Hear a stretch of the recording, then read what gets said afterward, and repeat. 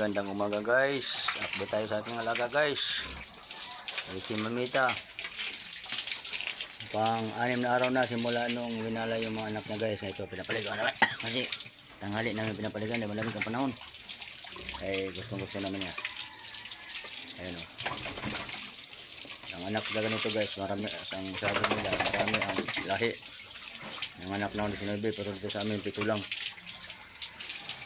Kahit ilan lang, wala akong problema sa akin. Mahalaga mayroon ng ating paghihirap dahil kahit ganun pa man mayroon binigay si Lord sa akin. Kaya nandito kami ngayon guys, magpapaligo sa kanila, nagbabantay rin sa isa kasi mayroon na rin akong isang inahin na mga anak. Pag naglandi ito guys, mga pizza 15, yan, kasasahan ko. Nagbilas siya guys oh.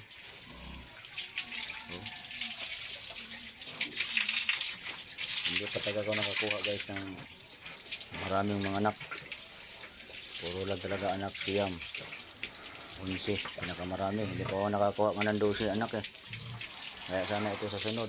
Yung sinasabi lang 19, sana magkatotoo na.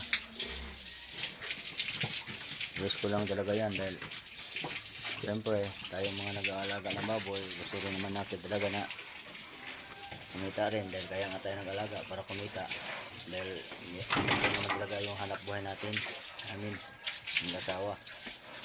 Dahil siyempre bigay-bigay sa mga anak natin, tanggapin, pero kailangan meron tayong sariling pera. Ganun lang talaga.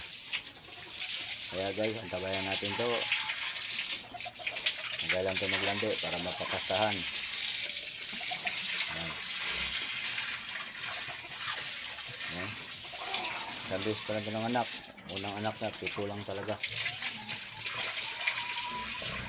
Kaya lang, minsan to, pili sa pagkain eh. Mahina kumain to eh. Kaya, anakin ko muna isa uli. Pag ganun pa rin, palitan ko na naman.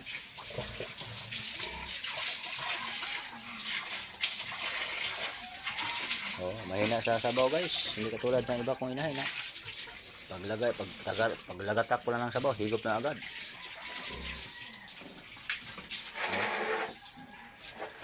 Tingnan mo guys, oh. Naka-ready na yung higaan ng mga biik ko. Nalagyan ko na ng mga harang-harang dyan kasi baka pag nanganak siya, mapunta rito, awayin niya. Para po sigurado, for safety reasons, kaya yan, ginagawa ko yan. Ito lang talaga ako natututo sa pag-alaga ng baboy nung simula nung nag-pandemic. Dahil kung walang pandemic siguro, wala kaming kalam-alam ni Mrs. mag-alaga ng baboy. 2020, 2026, 6 na taon na po kami dito. Hanggang ngayon, ito ba yung namin, kulungan namin, ganun pa rin, hindi na nadagdagan. Kasi wala nang pangdagdag. Kaya ito na lang talagang lupa na nabili ko. Kahit pa paano, yung asawa ng Diyos, nakakatulong din naman sa amin. Kaya tayo magbababoy dyan, ng backyard. Huwag matakot. Huwag matakot na hindi na kikita. Kahit pa paano kikita pa rin.